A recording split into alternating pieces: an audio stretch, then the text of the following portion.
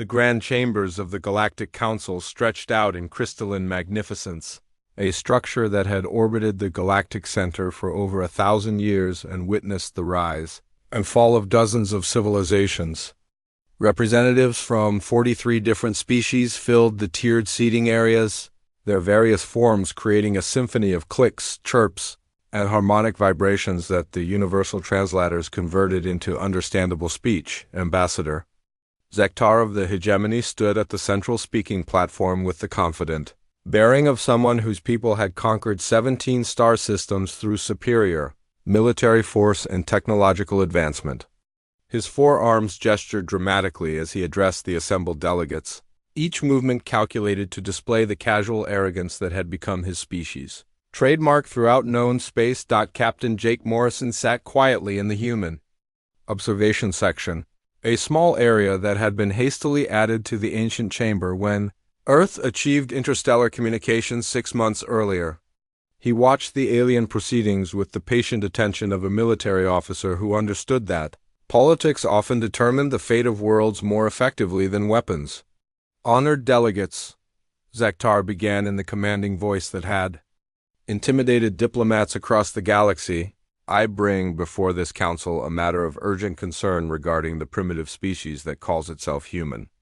The universal translator made his words sound condescending and dismissive, though Morrison suspected the original language was even more insulting.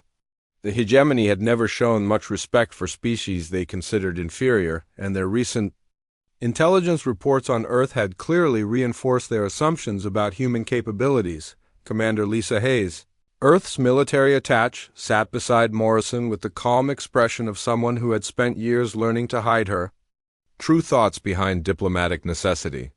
Both officers were veterans of the recent Mars colonial war, a conflict that had tested humanity's military capabilities in ways the galaxy had never witnessed or understood. The humans possess only the most primitive technology, Zektar continued, with obvious satisfaction. Their largest spacecraft barely reach 300 meters in length. Their weapon systems rely on chemical propellants and basic nuclear reactions. Their orbital presence consists of a few research stations and mining platforms that appear to have been assembled from industrial scrap. The Zephyrian representative, a crystalline being whose species had advocated for peaceful contact with newly discovered civilizations for centuries, raised one of its geometric appendages in a gesture of concern. Ambassador Zektar, the humans have shown no signs of aggression toward any galactic civilization. Why do you propose military action against a species we have barely begun to understand? Zektar's response carried the tone of someone explaining obvious facts to children.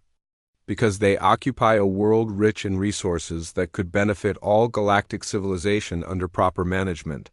Their primitive society wastes the potential of an entire planet through inefficient organization and constant internal conflicts. Morrison listened to this exchange with growing amazement at how completely the hegemony had misunderstood both human nature and human capability. The internal conflicts Zektar mentioned were indeed real, but they represented something the galaxy had never encountered before. A species that had developed advanced military technology while carefully limiting its use to avoid planetary destruction. Council Speaker Vorth, an ancient being whose species had founded the galactic government millennia ago, called for detailed intelligence reports on human civilization. The holographic displays that materialized throughout the chamber showed exactly what the hegemony wanted everyone to see: primitive rocket technology, crude orbital installations, and military forces that appeared to use projectile weapons and chemical explosives. As you can observe, Zektar declared with satisfaction, the humans represent no significant military threat to any established galactic power. A single hegemony battle group would be more than sufficient to establish proper administrative control over their world and integrate their population into civilized society. The Altarian delegate, a being that resembled a walking tree with multiple sensory branches, expressed concern about the ethics of conquering a newly contacted species. Should we not attempt peaceful integration before resorting to military force? Zektar dismissed this suggestion with a gesture of his upper arms. Peaceful integration requires mutual respect between civilized equals. The humans have demonstrated neither the technology nor the social organization necessary for true partnership with advanced galactic civilizations. Morrison exchanged a meaningful glance with Commander Hayes, both officers thinking about the classified installations hidden throughout the solar system that represented humanity's true technological capabilities. The primitive technology the galaxy observed was real enough, but it represented only the most public face of human achievement. The debate continued for several hours as representatives from different civilizations voiced their opinions about the proposed human conquest. The peaceful species generally opposed military action, while the more aggressive civilizations supported the hegemony's position. The discussion revealed the fundamental divide that had shaped galactic politics for centuries. Finally, Council Speaker Vorth called for a formal debate to begin. Zektar took the platform again and delivered a speech that combined military threats with promises of economic benefits for species that supported hegemony expansion. His arguments were persuasive to delegates who valued resource acquisition over ethical concerns about conquering primitive worlds. When the preliminary vote was called, the result reflected the political realities of galactic civilization. 31. Species voted to authorize hegemony military action against Earth, while only 12 opposed the measure. The peaceful civilizations found themselves outnumbered by those who saw opportunity in human conquest. Captain Morrison requested permission to address the Council, a right granted to all species under galactic law regardless of their technological status. He walked to the central platform with the steady confidence of someone who had faced combat situations that would terrify most galactic citizens. Honored representatives, Morrison began in calm, measured tones, I wish to inform this Council that invading Earth would be extremely inadvisable for any civilization that values the safety of its military forces.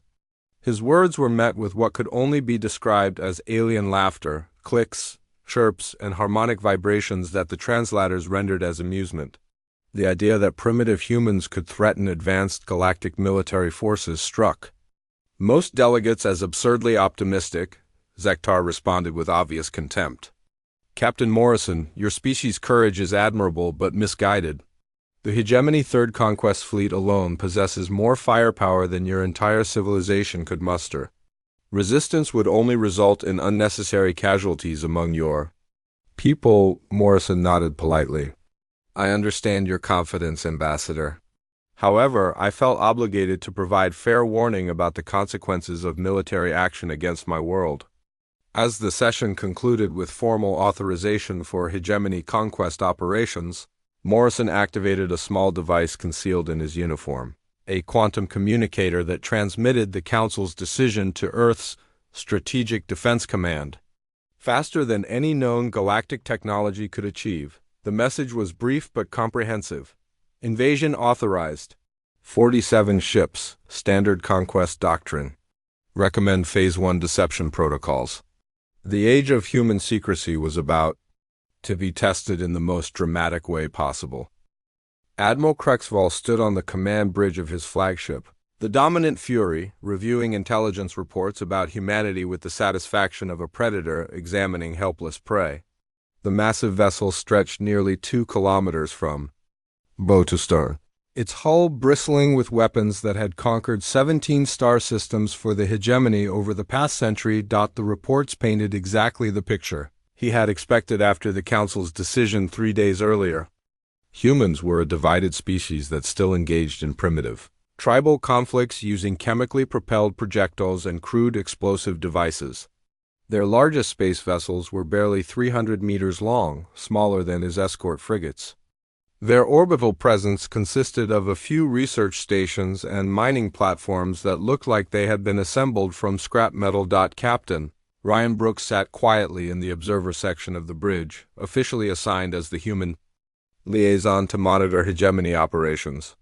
The young officer watched the alien preparations with professional interest, noting how the hegemony crew moved with the casual confidence of a military force that had never faced serious opposition. Tell me again about their weapons technology. Admiral Krexvolume asked his intelligence officer, a thin creature whose species specialized in data analysis and threat assessment. Primitive projectile weapons that use chemical propellants to launch metal slugs, the analyst replied in the clicking language of his people. Their most advanced missiles use basic nuclear fission warheads with yields measured in megatons rather than the teratons we consider standard. Their defensive systems appear to be simple kinetic barriers and basic energy shields. Brooks maintained his expression of polite attention while internally noting how wrong the aliens were about every single detail. The hegemony intelligence gathering had been thorough but completely misdirected. Seeing exactly what humanity wanted them to see, the Admiral gestured toward the tactical display showing 47 hegemony warships assembled for what they considered a simple policing action. Each vessel represented hundreds of years of accumulated military technology and combat experience. The smallest destroyer in the fleet carried enough firepower to level a continent. Overwhelming force, Krexvolume declared with satisfaction. The humans will surrender the moment they see our fleet. A few demonstration strikes on their outlying settlements should convince them that resistance is futile. Meanwhile, far beneath the surface of Earth in the buried command center at Cheyenne Mountain, Admiral Patricia Stone received Captain Morrison's quantum transmission with the grim satisfaction of a veteran preparing for battle. The 30-year military officer had fought in conflicts throughout the solar system, but this would be humanity's first open engagement with alien forces. They're actually going through with it, Stone reported to the assembled Joint Chiefs and civilian leadership gathered in the secure conference room. The hegemony has assembled their third conquest fleet and they're planning to demand our surrender within 72 hours. General Carl Washington of the Space Force shook his head in amazement. Do they have any idea what they're walking into? The question highlighted the carefully guarded secret that had protected humanity for decades. What the galaxy observed as Earth's space program was actually an elaborate cover operation designed to hide the true extent of human military capability.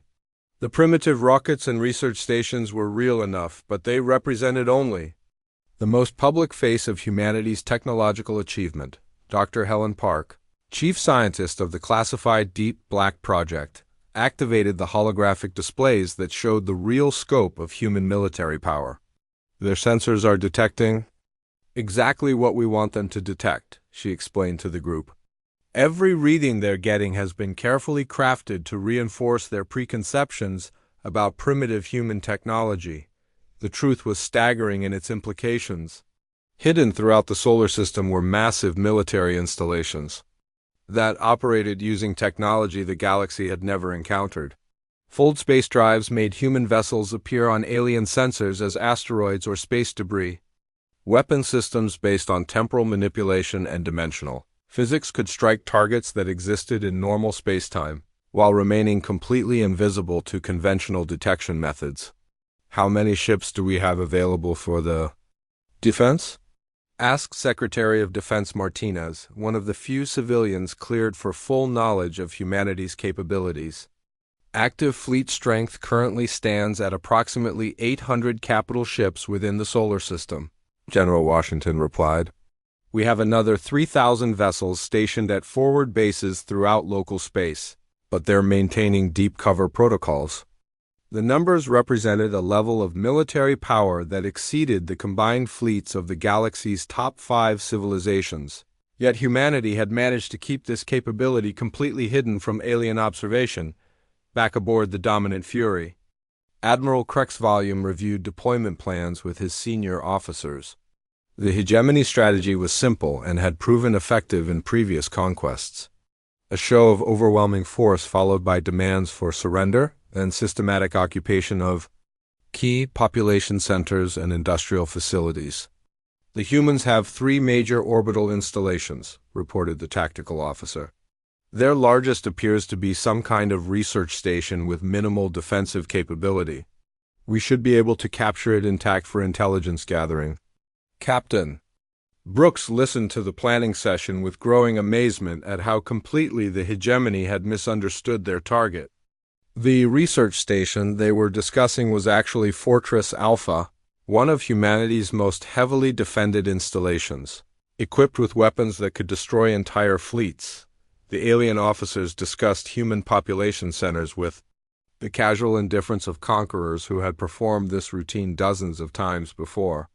Major cities would be secured, industrial capacity assessed, and the local population integrated into the hegemony's economic structure as a client species.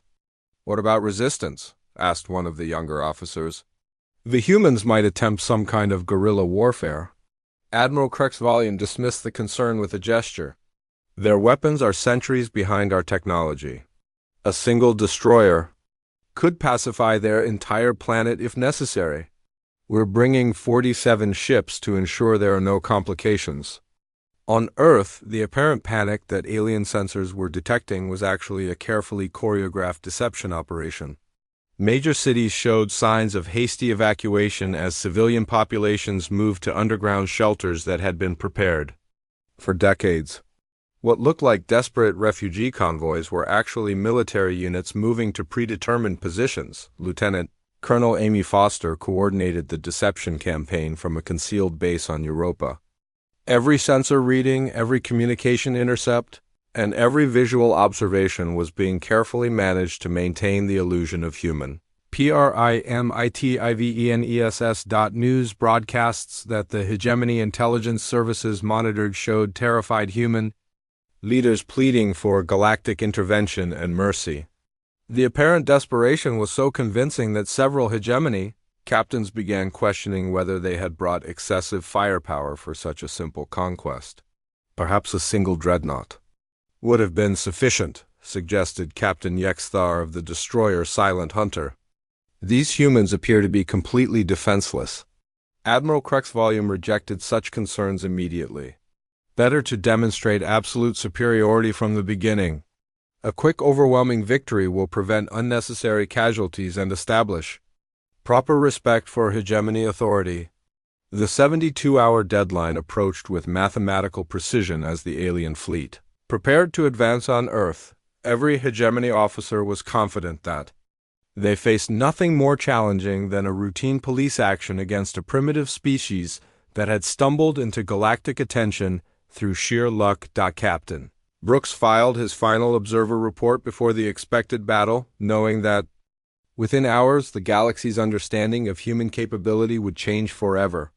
The age of underestimating Earth was about to end in the most dramatic way possible. The hegemony fleet dropped out of hyperspace at the edge of Earth's solar system with the theatrical precision that had become their trademark in 47 previous conquest campaigns. Admiral Krexval stood on his command bridge watching the tactical displays update as his ships assumed their intimidation formation, a sight that had convinced dozens of species to surrender without firing a shot. The moment his sensors began scanning the inner system, Krexvalian felt the familiar satisfaction of confirmed intelligence reports. Human space appeared exactly as primitive and defenseless as his analysts had predicted. A handful of small research stations orbited the third planet. Several crude mining operations worked the asteroid belt, and what looked like a few patrol vessels were already fleeing toward the outer planets in obvious panic. Captain Ryan Brooks maintained his position in the observer section, watching the alien crew's confidence with quiet amusement. Every reading appearing on their screens had been carefully crafted by humanity's most advanced electronic warfare specialists to reinforce exactly the assumptions the hegemony wanted to believe. "Begin broadcasting surrender demands, Admiral," Krexvalian ordered with the casual authority of someone who had never encountered serious resistance. "Standard terms. 72 hours for complete capitulation or we begin demonstration strikes on their outer settlements." The surrender broadcast went out on all frequencies, delivered in the hegemony's most intimidating diplomatic language. Krexvalian had perfected this approach over decades of conquest, and the psychological impact of overwhelming force had rarely failed to achieve immediate results. Deep within the solar system, Lieutenant Colonel Amy Foster coordinated humanities response from her concealed command post on Europa. The base had been disguised as a simple ice mining operation for over 20 years, its true purpose hidden beneath layers of misdirection, that made it invisible to even the most sophisticated alien sensors. Deception protocols are fully active. Foster reported to Admiral Stone on Earth through quantum-encrypted channels. Their sensors are reading exactly what we want them to read. Every ship, every installation, every defensive position is showing up as something completely harmless.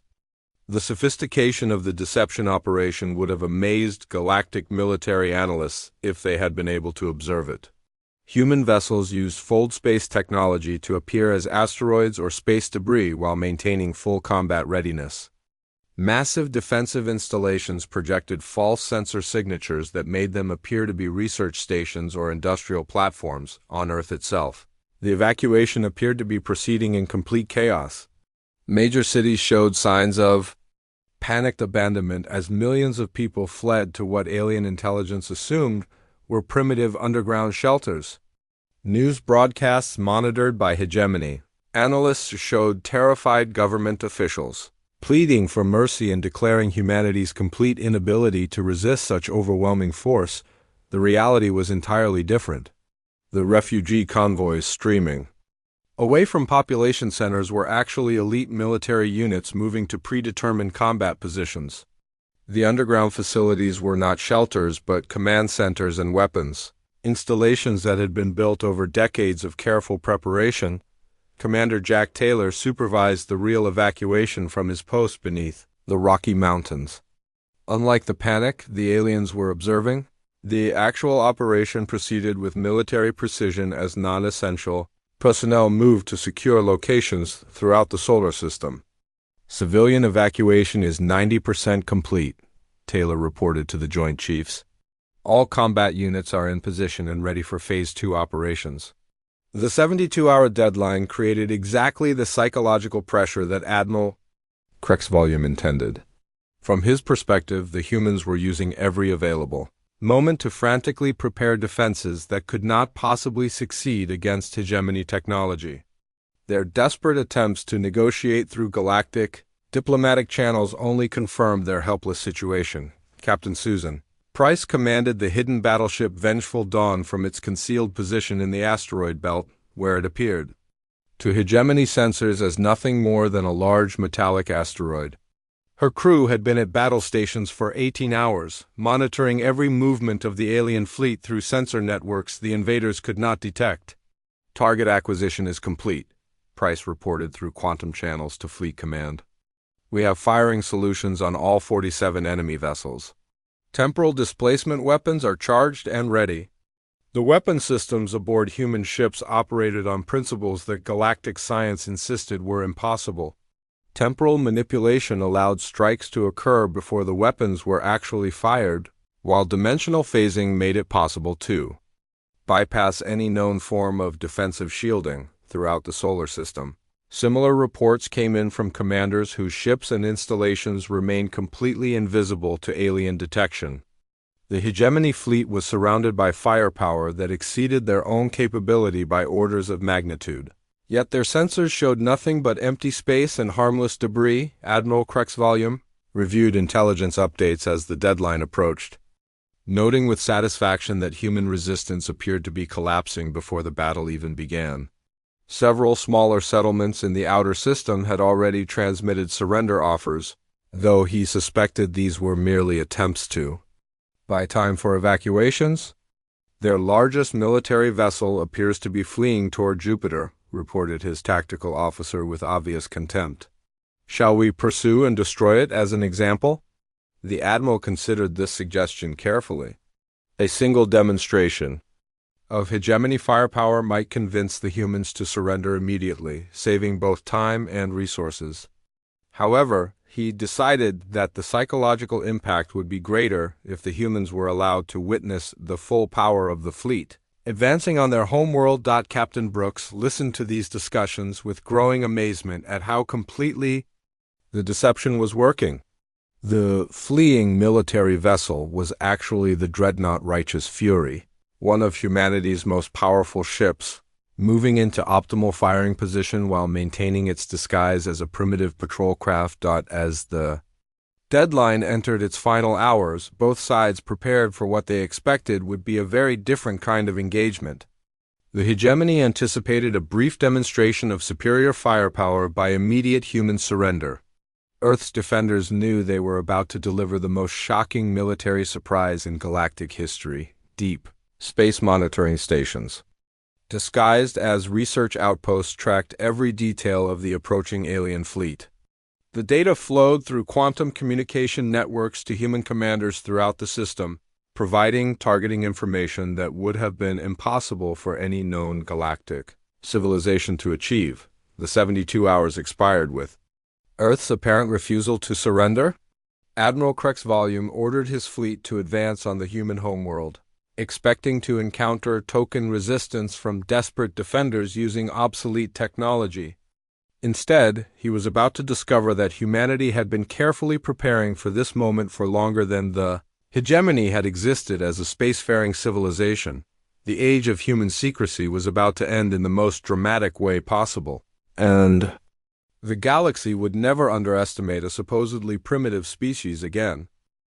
The 72-hour deadline expired with Earth's final transmission refusing to surrender, a message that Admiral Krexvolume received with the grim satisfaction of a predator whose prey had chosen to fight rather than submit. He stood on the command bridge of the dominant Fury, watching his fleet's perfect formation advance toward the human homeworld with weapons charged and targeting systems locked onto what appeared to be pathetically inadequate defensive positions. "All ships report ready for combat operations," announced his tactical officer with the confidence of someone who had participated in 17 previous conquest campaigns.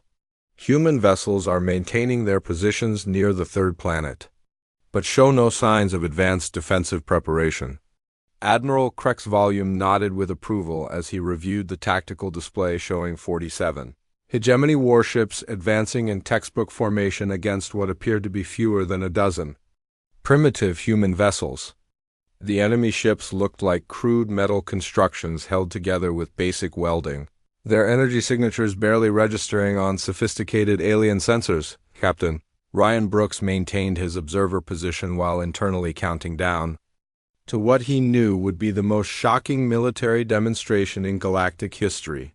His earpiece carried quantum-encrypted updates from Human Fleet Command, confirming that all defensive systems were ready and waiting for the pre-planned moment of revelation. "Begin the attack," Admiral Krexvolume ordered with the casual authority of someone who expected the battle to last no more than a few minutes. "Target their largest vessel first as a demonstration of our capabilities." The lead destroyer Swift Death moved ahead of the formation with weapons charging, its captain eager to claim the honor of the first kill against human forces. The sleek alien warship approached what appeared to be humanity's flagship, a crude vessel that looked like it had been assembled from mining equipment and research modules. The first indication that something was catastrophically wrong came when the swift death simply vanished from all sensors without warning or explanation. No explosion, no energy discharge, no debris field marking its destruction. The destroyer was there one moment and completely gone the next, as if it had never existed at all. What happened to the swift death? Admiral Krexvolume demanded as his bridge crew stared at their instruments in confusion. Was it some kind of mine or hidden weapon? Before anyone could offer an explanation, the twisted wreckage of the destroyer materialized directly in the center of the hegemony formation.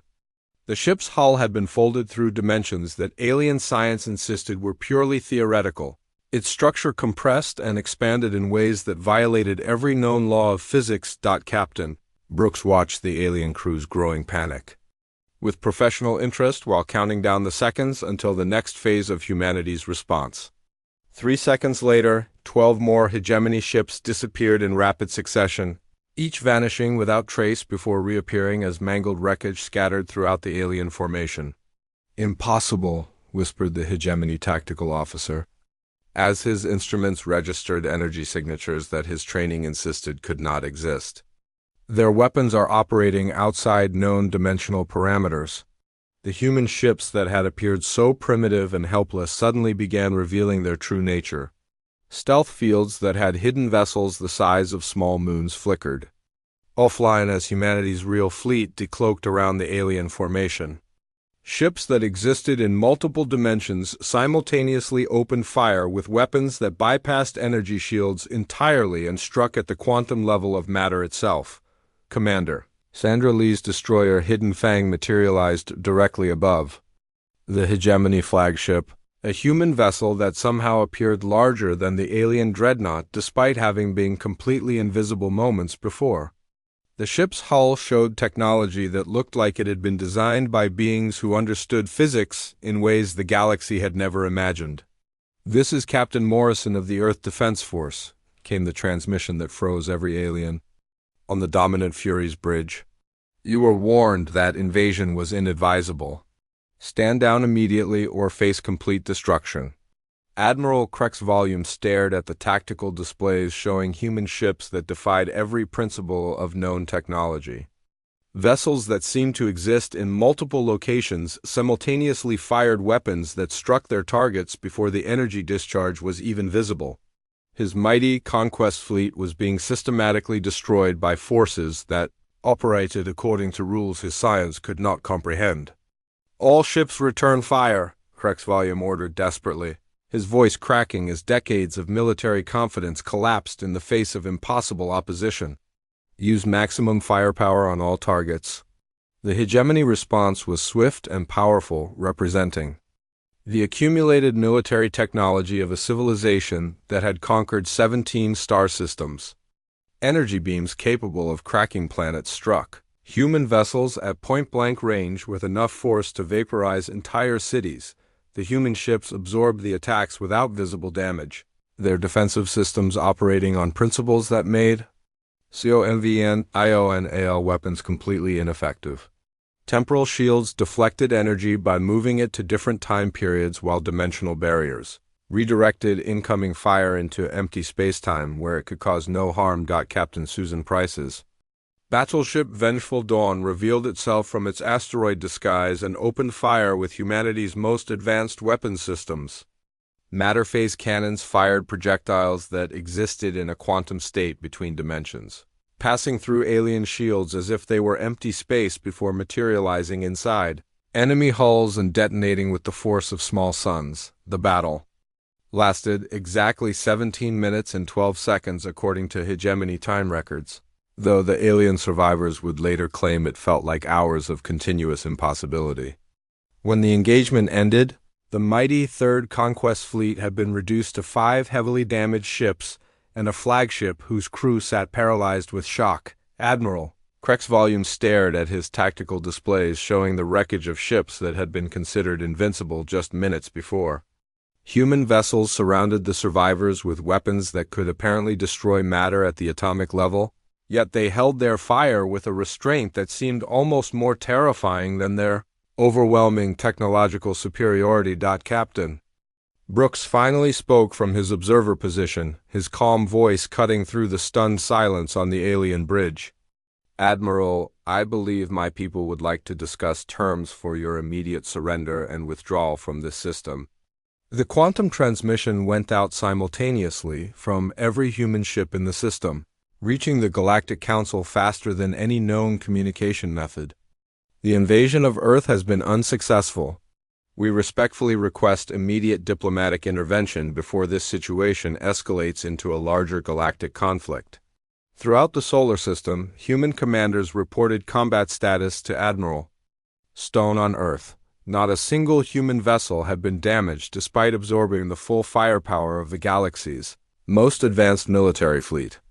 The demonstration had been even more effective than predicted, revealing humanity's true capabilities. While maintaining enough restraint to avoid triggering a larger war, the age of underestimating primitive species had ended in the most dramatic way possible, and word of humanity's shocking military superiority was already spreading throughout galactic civilization at the speed of quantum communication. The emergency session of the Galactic Council convened in chaos that had never been seen before in the 1,000 years of galactic unity. Representatives from every major civilization filled the crystalline chambers with clicks, chirps, and sounds. of panic as footage from the battle spread throughout known space like wildfire. Speaker Vorth slammed his ceremonial staff against the floor 3 times, the ancient signal for absolute silence. The massive chamber fell quiet as Captain Morrison walked to the center speaking platform with the same calm demeanor he had shown during the original invasion. Debate. Ambassador Zektar sat in his delegation's section looking like his entire world had collapsed around him. His forearms hung limply at his sides as he stared at the holographic displays showing the wreckage of what had been the hegemony's proudest fleet just hours before. The Swift Death and 11 other ships had been completely destroyed in ways that violated every known law of physics. Honorable representatives, Morrison began in his steady voice, humanity wishes to clarify certain misconceptions about our capabilities that may have led to this unfortunate situation. The holographic display system activated, and suddenly, the entire chamber was filled with images that made every alien present gasp in shock. Earth appeared as it truly was, surrounded by massive orbital installations that had been completely invisible to galactic sensors. Hundreds of human warships moved between defensive platforms that dwarfed anything the galaxy had ever constructed. Dr. Helen Park's image appeared via quantum transmission from Earth, her lab coat and calm scientific manner contrasting sharply with the military might being displayed around her. What you observed during the recent conflict were our standard defensive systems, she explained in simple terms. Humanity has been forced to develop advanced technology simply to survive on our homeworld. The Altarian delegate, a being that resembled a walking tree, raised one of its branch-like arms. But your broadcasts showed primitive chemical rockets and basic nuclear weapons. We monitored your communications for months before first contact. Commander Lisa Hayes stepped forward, with what could only be described as an apologetic smile. Those were our civilian space program and research divisions. We learned very early in our development not to advertise our full military capabilities. Most species we've encountered respond poorly to heavily armed neighbors. The chamber erupted in confused chatter as representatives tried to process this information. The peaceful Zephyrian delegate, Shard of Eternal Wisdom, asked the question that everyone was thinking. If this was merely your defensive response, how powerful is your actual military? Morrison exchanged a glance with Hayes before answering. The weight of his words settled over the chamber like a heavy blanket. Our current active fleet consists of approximately 12,000 capital ships, each larger and more advanced than anything in your combined fleets. These are supported by defensive installations throughout our solar system and forward operating bases that your sensors have never detected. The silence that followed was so complete that the gentle hum of the station's life support systems became audible. 12,000 capital ships represented more firepower than the top 5 galactic civilizations could field combined. Our weapons technology, Dr. Park continued from Earth, operates on principles that your current science hasn't discovered yet. We use dimensional manipulation, quantum displacement, and energy systems that work in ways most species cannot perceive. What you saw was actually us being quite restrained. Admiral Krex Volume, who had been brought to the council chambers under heavy guard, finally found his voice. Impossible. Our intelligence reports showed humans using projectile weapons and chemical explosives in their recent conflicts. Hayes nodded patiently. Those were internal disputes between different human nations. We don't use our advanced technology against ourselves. It would be like using a star destroyer to settle a neighborhood disagreement. Speaker Vorth, his ancient wisdom finally grasping the full scope of what had been revealed, asked the most important question. Why hide this capability from us? Why allow us to believe you were primitive? Morrison's expression grew serious as he considered his answer. Because we've learned through bitter experience that peaceful coexistence requires careful management of power relationships. When neighbors feel threatened, they tend to form alliances against the perceived threat. We prefer to be underestimated rather than feared. The human captain gestured to the displays around the chamber. Earth exists in what you would consider a state of constant environmental warfare. Our planet regularly experiences weather systems that would destroy most of your home worlds. Volcanic eruptions, earthquakes, hurricanes, temperature variations that span hundreds of degrees. We had to develop advanced technology just to survive our own environment. Dr. Park's image nodded in agreement. What we showed you today represents technology we developed for basic survival. Our actual military capabilities extend far beyond what was necessary to stop the invasion fleet. The implications began to sink in throughout the chamber. If humanity could hide this level of technology so completely, what other supposedly primitive species might be doing the same thing? The hegemony's secondary ambassador, speaking for his traumatized people, asked in a trembling voice, "What do you want from us?" Morrison's answer surprised everyone present. Nothing beyond what we wanted before this unfortunate incident. Peaceful trade, cultural exchange, and mutual respect. The only thing that has changed is that you now understand the consequences of attempting to conquer other species without understanding them first. Commander Hayes activated another display showing human exploration vessels throughout the galaxy. We've been quietly exploring and cataloging worlds for longer than most of your civilizations have had spaceflight. We've been watching over younger species and protecting them from exploitation when necessary. We prefer to work behind the scenes. The revelation sent new shockwaves through the assembled delegates. Humanity had been operating in galactic space far longer than anyone had realized, and their true influence extended throughout known space. Speaker Vorth called for a formal vote on humanity's status within the Galactic Council. The result was unanimous, something that had never happened before in Council history. Earth was granted full recognition as a major galactic power with complete territorial sovereignty and protective rights, extending to their sphere of influence. As delegates filed out of the chamber in stunned silence, many wondered what other surprises waited among the stars. The comfortable assumption that advanced technology was always visible had been shattered completely. Captain Brooks, recently returned from his terrifying experience aboard the Hegemony flagship, filed his final intelligence report. Recommendation: for all future first contact situations, approach with extreme caution and assume nothing based on initial observations. Appearances can be very, very deceiving. In the aftermath of the council session, diplomatic relationships throughout the galaxy began shifting as civilizations reconsidered their assumptions about power and technology. The age of underestimating primitive species had ended, and humanity's patient approach to galactic relations had proven more effective than anyone had imagined. Deep in space, human exploration fleets continued their quiet work of protecting younger civilizations and maintaining the delicate balance of galactic peace, just as they had been doing for centuries while everyone else believed they were alone among the stars.